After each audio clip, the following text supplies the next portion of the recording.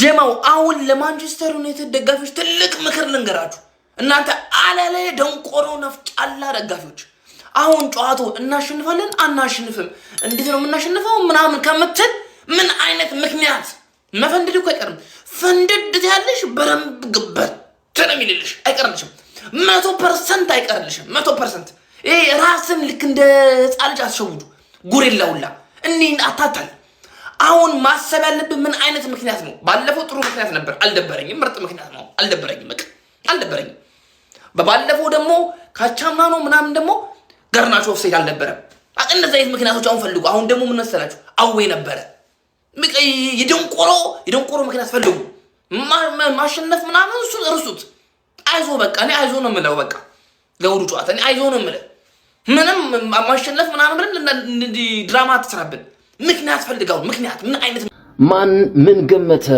አርሰናልን ከማንቸስተር ዩናይትድ የሚያገናኘው የሁሉ ተጠባቂ ጨዋታ ምሽት 1:30 ላይ ይደረጋል አርቲስቶች ጋዜጠኞች የሙዚቃ ባለሙያዎች ማን ምን ገመተ አሉላ ፍሬው አማረ የዩቲዩብ ገጽ ላይ ባዮ ላይ ባለው ሊንክ እንድትመለከቱ በአክብሮት እንጋብዛለን ከግምቶች ውስጥ በጣም የተመቸኝ አርሰናል በኖቲንግሃም በሊቨርፑል ነጥብ የጣለ ቡድን ነው ማንቸስተር ደግሞ አሁን አይለኛ ቡድን ነው ያለም ገማቻል እና እነ ደረጃ ይሌ እነ ነብዩ እነ ሃኒቾና እነ ኤርሚ እነ ሚኪ ላላ እነ ሲም ካርድ ሁሉም አሉ አሉላ ፍሬው አማረ ዩቲዩብ ገጽ ላይ የገባችሁ እንድትመለከቱ በአክብሮት ጋብዛለሁ ማንቸስተር ዩናይትድ ምን ጊዜም ብራንድ ነው አርቴታ በእሁዱ ጨዋታ ላይ የኮሮሽ የሚያስገባ ከሆነ ለማንቸስተር ዩናይትድ በጣም ትልቅ ስጦታ ነው የጥምቀት ስጦታ ወይም የገና ስጦታ ብዬ ገልጸዋል ገብርኤልን ኢየሱስን ምፈራው ኳስም ስለሚችል ባለፈው ማብራሪያቸዋለሁ የኮሬሽ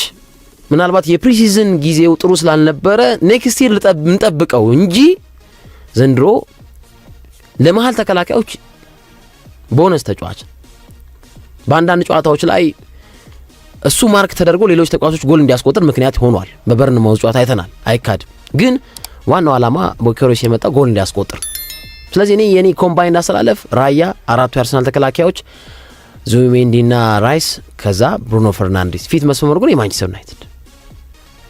የማንቸስተር ዩናይትድ እንዲሆን ነው የምፈልገው ሳካ ጎበዝ ተጫዋች ነው ግን ወቅት ያቋሙ ለኔ ያሳመኝ በስም አይደለም ያለው ስለዚህ አማድ ሙቡሞና ሼሽኮ ማለት ነው ወይስ ዶርጉ ነው ዶርጉ ተው እንጂ ዶርጉን ተው ማርቲኔሊም ቢያቀረቅርም ይሻለኛል ስለዚህ አማድ ኤምቤሞ ኩኛ አርሰናልን እፈራዋለሁ አምናለሁ ግትር አይደለሁ አርሰናልን እፈራዋለሁ ግን አርቴታን ደግሞ አልፈራው የአርቴታን የጨዋታ መንገድ የአርቴታን የታክቲክ መንገድ አልፈራም የአርሰናልን ስኳድ አርሰናልን ግን እፈራለሁ ማይካድ ስለሆነ ማለት ግን ደግሞ የአርሰናል ደጋፊዎችም በዛኛው ሄሚስፌር እንደ ማንቸስተር ዩናይትድ የሚፈሩት ቡድን የለም ታሪክ ሳይሆን ማውራው ስቲል አሁንም ተንኮታክቶ ማንቸስተር ዩናይትድ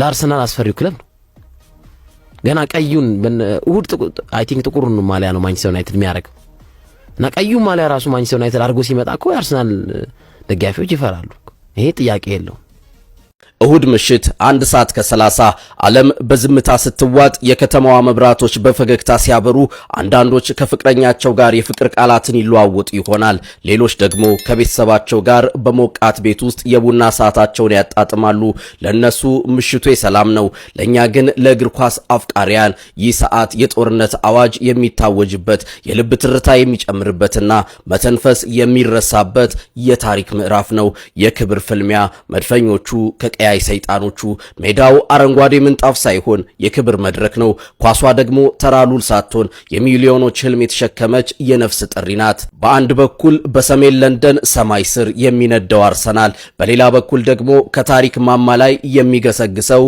ማንቸስተር ዩናይትድ አርሰናል ማለት የእግር ኳስ ግጥም ነው መድፈኞቹ ሜዳ ውስጥ ሲገቡ ኳሷን እንደ ሙዚቃ ኖታ እያቀባበሉ የጥበብ ድግስ ይደግሳሉ ያ የለንደን ቀይ ማሊያ ትከሻ ትከሻ ላይ ሲያርፍ ተጫዋቾቹ ተራ ሰዎች መሆናቸው ያበቃና የክብር ዘበኞች ይሆናሉ።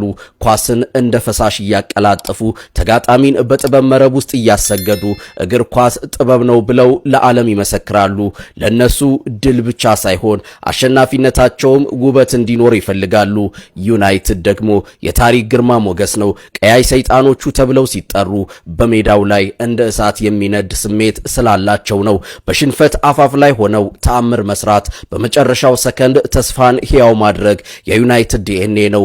ያ የክለቡ አርማ ደረታቸው ላይ ሲያርፍ ተጫዋቾቹ ከኋላቸው የሰር አሌክስ ፈርጉሰንን መንፈስና የድሮውን ታላቅነት ይሸከማሉ። ዩናይትድ ማለት የማይበገሩ ስብዕናዎች ስብስብ ነው። ዳኛው ፊሽካቸውን ነፍተው ኳሷ ስትንቀሳቀስ በአንድ ጀንበር ጓደኛሞች ባላንጣ ይሆናሉ። ቤት ውስጥ ያለው ጩኸት ከስታዲየሙ የደጋፊዎች ድምጽ ጋር ይዋሃዳል። መድፈኞቹ ጥይት ሊያርከፈክፉ ሽጉጣቸውን ሲያቀባብሉ፣ ሰይጣኖቹ በገሃነም እሳት ሊፈትኗቸው ወደ ሜዳ ይገባሉ። ይህ ጨዋታ ብቻ አይደለም። ይህ የ90 ደቂቃ የነፍስ ውጊያ ነው። አንዱ ሲወድቅ ሌላው ሲነሳ፣ አንዱ ሲስት ሌላው ሲቆጭ፣ እያንዳንዱ ደቂቃ በደምና በአጥንት ውስጥ የሚያልፍ ስሜት አለው። እሁድ ምሽት 1 ሰዓት ከ30 ዓለም በሁለት ይከፈላል። ግማሹ ሰሜን ለንደንን ቀይ ለማድረግ ይዘምራል፣ ግማሹ ደግሞ የድሮውን ንጉሥ ማንቸስተርን ለመመለስ ይተጋል። ለመሆኑ እናንተ በዚህ ድራማዊ ምሽት የየትኛው ወገን ናችሁ? መድፈኛ ወይስ ቀይ ሰይጣን? ማን ያሸንፋልስ ትላላችሁ? አርሰናል ወይስ ማንቸስተር ዩናይትድ? ግምታችሁን አስቀምጡ። የፍልሚያውን መጨረሻ እሁድ ምሽት እናየዋለን። መልካም ጊዜ። ከማንቸስተር ዩናይትድ ጋር ባለፉት 9 ዓመታት ከ2017 ጀምሮ አርሰናል ሜዳው ላይ አልተሸነፈም። ላለፉት 9 ዓመታት አርሰናል ሜዳው ላይ ሽንፈት የሚባል ነገር አላየም። በማንቸስተር ዩናይትድ ማለት ነው። በፕሪሚየር ሊጉ ነው ያልኩት። በኤፍኤ ካፕ ባለፈው የውድድር ዓመት እንደሚታወሰው ዲዬጎ ዳሎ በቀይ ካርድ ወጥቶ በጎደሎ ሆኖ ማንቸስተር ዩናይትድ ጨዋታውን ማሸነፉ ይታወሳል በፔናልቲ። ይሄኛው ግን በፕሪሚየር ሊጉ ነው እያነሳው ያሉት። በፕሪሚየር ሊጉ ባለፉት 9 ዓመታት በሜዳው አርሰናል ማንቸስተር ዩናይትድ አልተሸነፈም እና ማንቸስተር ዩናይትድ ሞር ኦፍ ማለት ሲቲ ማሸነፉ ጥሩ ነው አድማጮች፣ ጥያቄ የለውም። በጣም ኮንፊደንስ አድ ያደርጋል። ጥሩ ፓኬጅ ነው። ግን ሲቲን ማሸነፍ አርሰናልን ለማሸነፍ ጋራንቲ አይደል። አርሰናል ጠንካራ ቡድን፣ ሲቲ እኮ በቦዶ ገልሜት እኮ ተሸንፏል እኮ እያየን እኮ ነው። ሲቲ በሰንደርላንድ እየመራ ብዙ ጨዋታዎችን የጣለ ቡድን፣ ማንቸስተር ዩናይትድም ሲቲን አሁን ልብ ብላችሁ ከተመለከታችሁ ከቼልሲ፣ ከብራይተን፣ ከሰንደርላንድ እየመራባቸው የነበሩ ጨዋታዎችን ሉዝ አድርጓል። ዩናይትድም the same thing እየመራ ጨዋታዎቹን ማስጠበቅ ማይችል ቡድን። ማንቸስተር ዩናይትድ ለአርሰናል ማጥቃት ማክሸፊያ የሆኑ ተጫዋቾችን ማስገባት አለበት። ስፔሻሊ ዶርጉ መከላከሉ ላይ ትልቅ ፍሬ ሊኖረው ይገባል ብዬ አስባለሁ። ኡጋርቴ እንዲገባ አልፈልግም፣ ግን ደግሞ አንዳንዴ ደግሞ አንዳንድ የሆነ ውልብ ይልብሃል አይደል? ማለት አርሰናል አስፈሪ ቡድን። አርቴታ ያስፈራም፣ አርሰናል ግን አስፈሪ ቡድን። ከለቀቃችሁ? አዎ አንዴ ነጻነት ከሰጣችሁ በጣም ይሄ የማይካድ ነገር ምንም ጥያቄ የለው። በጣም ስፔሻል አማካኝ ሚናዎቹን እንደፈለጋችሁ ተጫወቱ ብሎ ቢሰጥ አርቴታ ለማንቸስተር ዩናይትድ አይደለም ለማንም ክለብ የሚያስፈራ ቡድን ነው አርሰናል፣ ምንም ጥያቄ የለው። እና የማንቸስተር ዩናይትድ ቅድም ሶፊ በደንብ አብራርቶታል። የማንቸስተር ዩናይትድ ጥንካሬ በተለይ በመሃል ተከላካይነት ማርቲኔዝ እና ማጉዌር አዲስ ጥምረት ነው። ከረጅም ጊዜ በኋላ የመጣ ጥምረት ነው። ማለት ይሄ በጣም ኮንሲስታንት የሆነ ጥምረት ነው። ማንቸስተር ዩናይትድ ተከላካዮች አትመለከት፣ ጉዳት፣ ቅጣት፣ የተለያዩ ነገሮች። ኤምሬትስ ስቴዲየም በሚካኤል አርቴታ ብዙ ለውጦች እንዲደረግበት በዘንድሮው የውድድር ዓመት ተደርጓል። አንደኛው ከተደረጉት ለውጦች መካከል ከመልበሻ ክፍል ወደ ስቴዲየሙ ሲገቡ ወይም ወደ መጫወቻ ሜዳው ሲገቡ ከዚህ በፊት አርሰናል በባቡር መጥቶ ወደ ስቴዲየሙ የሚገባ ነበር የሚመስለው። የባቡር መውጫ የሚመስል በኬንዳ ነገር የተሰራ እስከ ሜዳው መግቢያ ድረስ የሚዘልቅ ዋሻ ነገር ኬቭ ነገር ተሰርቶ ነበር። ያ ትልቁ ችግር የፈጠረው መልበሻ ክፍል ውስጥ የደጋፊዎች ድምፅ እንዳይሰማ ያደርግ ነበር። ተጋጣሚ ቡድን ኮምፎርቴብል ነበረ። መልበሻ ክፍል ውስጥ አይረበሽም። የሚሰማው ድምፅ የለም፣ የሚሰማው ጩኸት የለም። ተጋጣሚ ቡድን ሜዳው ሲገባ ነው የትኛውም ስቴዲየም ላይ እንደለመደው ነው ያንን ጩኸት ላይ አጋጥሞ የሚችለው። ስለዚህ አንድ ለውጥ ሚኬል አርቴታ ያደረጉት ይህንን ኬንዳ የሚመስል ዋሻ የሚመስል ነገር ማንሳት ነው። በዘንድሮው የውድድር ዓመት እግር ኳስ በሜዳ ላይ በፊዚካል ፊትነስ በቴክኒክ ብቃት ብቻ የሚወሰን አይደለም። እግር ኳስ ላይ ሳይኮሎጂ፣ ስነ ልቦና ትልቅ ተጽዕኖ አለው። ይህንን ተጽዕኖ መፍጠር የቻሉት ሚኬል አርቴታ ነው። አንዱ ለውጥ ያመጡበት ነገር ስቴዲየም ውስጥ ከ3 እና ከ4 የሚበልጡ ህግጋቶችን ቀይረዋል እና ተጫዋቾቹ ከመልበሻ ክፍል ውስጥ ነው የደጋፊዎችን ድምፅ ይሰማሉ። ከመልበሻ ክፍል ሲወጡ ከደጋፊዎቻቸው ጋር ሪያክት እያደረጉ ነው የሚወጡት። አይዟችሁ በርቱ እየተባሉ ከዚህ በፊት በኬንዳ ተሸፍነው ነበር የሚወጡት። ጨዋታ ሲያሸንፉም ወደ መልበሻ ክፍል ሲገቡም የተለየ ሙድ እንዲፈጥር አድርጓል። ይሄ ነገር ይፈርማሉ፣ ማሊያም ይሰጣሉ፣ ጫማም ይሰጣሉ። የአርሰናል ተጫዋቾች ከደጋፊው ጋር ያላቸው ቁርኝነት እንዲያድግ ያደረገበት ሂደት የፈጠረበት ሂደት ነው ያለ። ይሄ ሚኬል አርቴታ ውሳኔ ነው። ስታዲየም ውስጥ ከዚህ በፊት ትልልቅ ጨዋታዎችም ሲከናወኑ ትንሽ ጨዋታዎችም ሲከናወኑ የሚታይ ያን ያህል ለየት ያለ በተለይ በትልልቆቹ የአውሮፓ ክለቦች የምንመለከተው ባነሮች፣ ከፍ ያሉ ሞዛይኮችና መሰል ነገሮች አናስተውልም ነበረ። አንዱ የዘንድሮ ዓመት ለውጥ ትልልቅ ጨዋታዎች ላይ የባየር ሙኒክን ጨዋታ ጨምሮ በአርሰናል ደጋፊዎች ጄኔሬት የተደረገ በክለቡ አመራሮች የጸደቀ የቀድሞና የአሁን ተጫዋቾቻቸውን የሚያሞካሽ ወይም ከፍ የሚያደርግ ግዙፍ ባነርና ግዙፍ ሞዛይክ በስቴዲየም ውስጥ ፊት ለፊት ከመልበሻ ክፍል ሲወጡ ለተጫዋቾች እንዲታይ ያደርጋል። 2 ሶስተኛ በስቴዲየም ውስጥ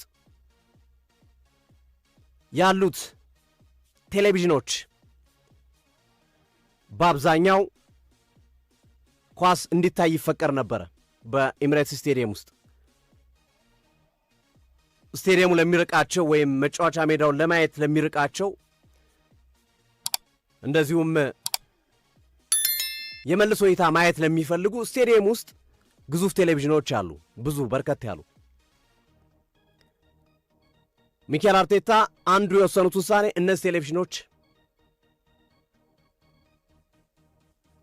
የመልሶ እይታ እንዳያሳዩ፣ ጨዋታዎች እንዳያሳዩ ከጥቂቶቹ በስተቀር በጣም አስፈላጊ ከሆኑት ለዳኛ ለምናምን ከሚያስፈልጉት በስተቀር ሁሉም ቴሌቪዥኖች እንዲዘጉና ደጋፊው በሙሉ ጨዋታው ላይ ትኩረቱን እንዲያደርግ ወደ ቴሌቪዥን ቀና ብሎ እንዳያይና ድጋፉን ለተጫዋቾቹ እንዲያደርግ ያደረጉበትም ሌላኛው ነገር ነው።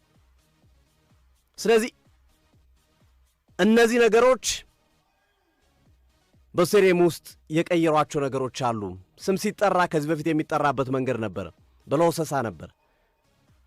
አሁን እንደ ራግቢ ተጫዋቾች ነው ጎል ሲገባ ስም የሚጠራው። ድብልቅልቁ ነው የሚወጣው ስቴዲየሙ ተጫዋች ጎል ሲያገባ። ብዙ ለውጦች እኛ በቴሌቪዥን ኳሱን ስንመለከት የማናያቸው ግን ኤሚሬትስ ስቴዲየም ላይ እየተከናወኑ የምናያቸውን ነው የሜጀር ነገሮችን ነው የነገርኳችሁ። የማናያቸው ደግሞ የተሰሩ ነገሮች አሉ። ደጋፊዎቻቸውን የሚያነቃቁ ደጋፊዎቻቸውን 90 ደቂቃ በሙሉ እንዲደግፉ የሚያደርግ ካላረፍት ለቡድኑ 12ኛ ተጫዋች ነው እንዲያመሹ እንዲውሉ የሚያደርጉ ትልልቅ ውሳኔዎችን ወስነዋል ሚኬል አርቴታና የአርሰናል ቦርድ እንደዚሁም የአርሰናል ደጋፊዎች በጋራ የተሰራ ስራ ነው እና አርሰናል የሜዳ ላይ ውጤት ዝም ብሎ የመጣ ወይም ቡድኑ ተስተካክሏል ተጫዋች ስላስፈረመ የሚኬል አርቴታ የታክቲክ ብቃት ምናምን አይደለም ያመጣው። እነዚህ ነገሮች ተደምሮ ነው ኤሚሬትስ ስቴዲየም ከዚህ ቀደም ከነበረው በተሻለ መንገድ ለደጋፊዎችና ለደጋፊዎች ተስማሚ ለተቃራኒ ቡድን ደግሞ ሲኦል እየሆነ የመጣው ለዚህ ነው። በደጋፊዎቻቸው አቅም በደጋፊዎቻቸው እያስፈራሩ በደጋፊዎቻቸው የተለየ ድባብ አቅም ሳይኖራቸው የሚያሸንፉ ክለቦች እኮ አሉ። ኢቭን ተሸነፉ አለቀላቸው በተባለበት ሰዓት የደጋፊ ስሜት የሚያመጣው ነገር ውጤት የቀየረላቸው ክለቦች ብዙ ናቸው። ሴንት ጄምስ ፓርክ ስቴዲየም ለዚህ ምስክር ነው። አንፊልድ ለዚህ ምስክር ነው። ኦልድ ትራፎርድ አሰልጣኝ ሰር አሌክስ ቻፕማን ፈርጉሰን እስከወጡበት ጊዜ ድረስ ለተቃራኒ ቡድኖች ሲኦል የነበረ ስቴዲየም ነው። አሁን ኤምሬትስ ስቴዲየም ላይ ያንን ስሜት የማምጣት ሂደት ነው በሚኬል አርቴታ በቡድኑ አመራሮች በትልቁ እየተሰራ ያለው ስራ። ለዛ ነው ኤምሬትስ ስቴዲየም ካለፉት ጊዜያቶች በተሻለ መንገድ ውጤት እያመጣ ያለው አርሰናል፣ በተሻለ መንገድ ሽንፈትን ያላየው፣ በተሻለ መንገድ ድሎችን የሚቀናጀው፣ በተሻለ መንገድ አስደናቂ የጨዋታ እንቅስቃሴዎችን አርሰናል በኤምሬትስ ስቴዲየም የሚያከናውነው ከኋላ እነዚህ ገፊ ምክንያቶች፣ እነዚህ አቀጣጣይ፣ እነዚህ ቤንዚኖች ስላሉ ነው። ቀደም ሲል የጠቀስናቸው ምክንያቶች ተጨምሮበት ነው አርሰናል ለስኬቱ የመጣው። ባለፉት ዓመታቶች እኮ ሚኬል አርቴታ በተደጋጋሚ የሚናገሩን ነገር ነበረ እኮ ከሜዳው ውጪ ቡድኑ ጥሩ ነው፣ በሜዳው ይሸነፍ ነበረ፣ በሜዳቸው ይወጣ ነበር አርሰናል። ከሜዳው ውጪ 3 ነጥብ የሚወስድባቸው ጊዜያቶች በጣም የበዙ፣ በሜዳው ደግሞ የሚቸገርበት ጊዜያቶች ነበሩ። በደንብ በትኩረት በጥናት ተሰርቶበት ማሻሻያዎች ተደርጎበት ኢቭን የደጋፊ ማህበሩንም ያሳተፈና ደጋፊዎችም እያንዳንዱ ደጋፊ ምን አስተዋጽኦ ላድርግ የሚልበትን ስራ እየሰራ ነው ያለው። ከዚህ በፊት አርሰናል ቤት ውስጥ ሞዛይክ አይተን አናውቅም። ዘንድሮ ነው በባየር ሙኒክ ጨዋታ የተመለከትነው። በሊቨርፑሉ ጨዋታ ላይ ነው አርሰናል ቀይና ነጭ ሞዛይክ ለመስራት ሙከራ ያደረጉት ከጨዋታ በፊት። እንዲህ አይነት ነገር በአርሰናል ቤት ውስጥ ብዙም የተለመደ አይደለም እና ይሄ የሜዳ ላይ የተገበሩት ቀደም ሲል የጠቀስኳቸው ነጥቦች ያመጣው ለውጥ ቀላል አይደለም ከቡድኑ ጥንካሬ በተጨማሪ።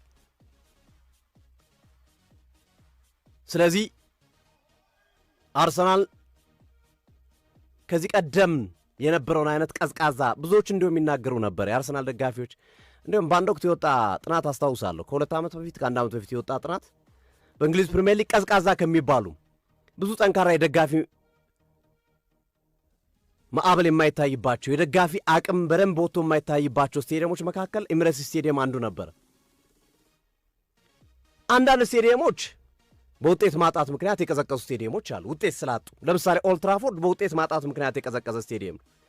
ደጋፊዎች ዴዲኬትድ ናቸው። ይህንን በአሰልጣኝ ፈርጉሰን ዘመን አሳይተዋል፣ ከዛ በፊት በነበሩትም ዘመናቶች። ግን ከውጤት ማጣቱ ጋር ተያይዞ ኦልድ ትራፎርድ ስቴዲየም ቀዝቅዟል። አርሰናል ግን ለምሳሌ አምና ውጤት እያመጣ ነበር፣ ሁለተኛ ደረጃ ሆኖ ነበር ሲጫወት የነበረው፣ ለፕሪሚየር ሊግ ዋንጫ የተጫወተ ነበር። ታች አምና ተመሳሳይ ነበር፣ ግን የደጋፊ ድባብ ቀዝቃዛ ነበር።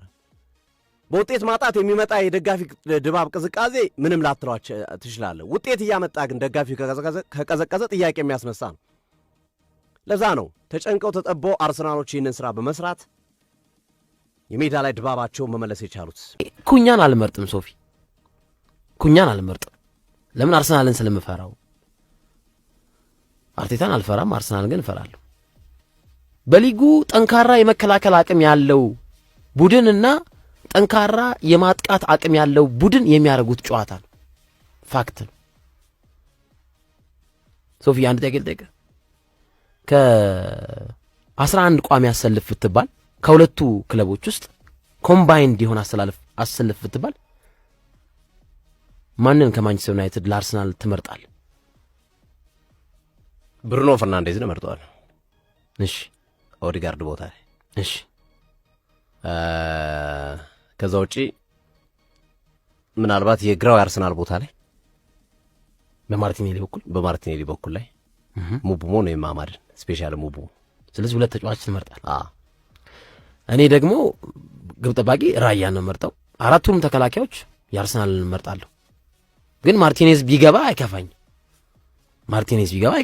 ግን አምናለሁ አራቱንም የአርሰናል ተከላካዮች ከማንቸስተር ዩናይትድ ይልቅ እመርጣለሁ። አማካይ ላይም እንደዛው። ግን ብሩኖ ፈርናንዴዝን አስገባለሁ። ግን የኔ ጥያቄ ምንድነው? ፊት መስመር ላይ በወቅታዊ አቋም በስም አይደለም፣ በወቅታዊ አቋም ፊት መስመሩ የማንቸስተር ዩናይትድ ትክክል ቢል አይከፋኝም። ምርጫዬ ይሄ ነው።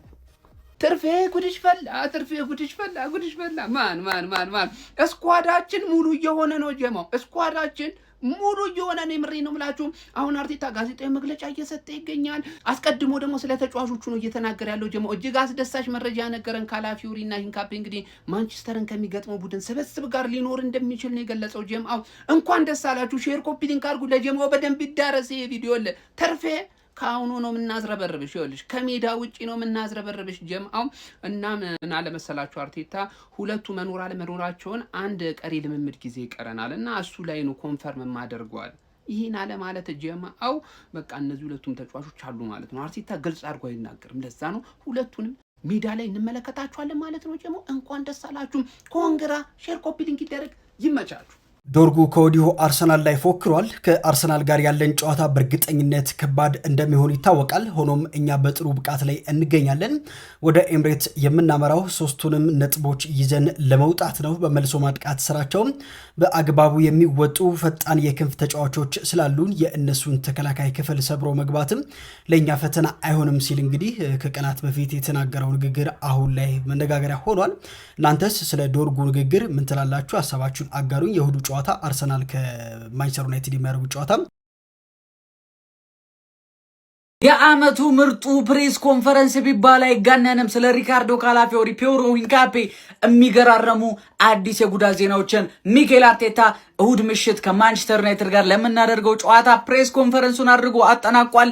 እንደተለመደው ባጭሩ አደርሳችኋለሁ። በደንብ ፎሎ፣ ኮፒ ሊንክ፣ ሪፖስት ይደረግ። ሚኬል አርቴታ ከማንቸስተር ዩናይትድ እሁድ ምን ትጠብቃለህ ተብሎ ተጠይቆ ነበረ። ሚኬል አርቴታም በየትኛውም አይነት መንገድ ቢመጡ እኛ ወደ ፈለግንበት አቅጣጫና አጨዋወት መውሰድ ነው የምንፈልገው፣ እኛ የበላይ ሆኖ የሚጫወተው ቡድን መሆን እንፈልጋለን በማለት ተናግሯል። ሌላው ሁላችንም በጉጉት ስንጠብቀው የነበረው የሪካርዶ ካላፊዮሪና የሂንካፔ የጉዳት ዜና።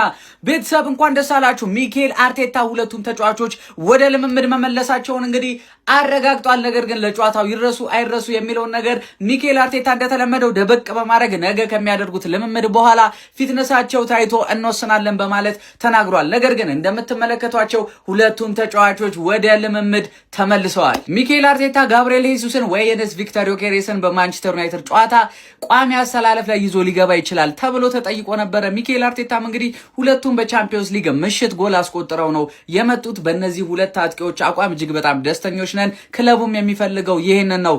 ነገር ግን ተቃራኒ ቡድን እንዴት ይጫወታል የሚለውን ነገር አጥነተን ነው ይህንን ውሳኔ የምንወስነው። ስለዚህ ነገ ምሽት አሊያም ደግሞ የጨዋታው ዕለት በጠዋት እወስናለሁ ሲል እንግዲህ ሚኬል አርቴታ ተናግሯል። ሚኬል አርቴታ ፔፕ ጋርዲዮላ የዓለማችን ምርጡ ቡድን አርሰናል ነው ስለማለቱ ተጠይቆ ነበር።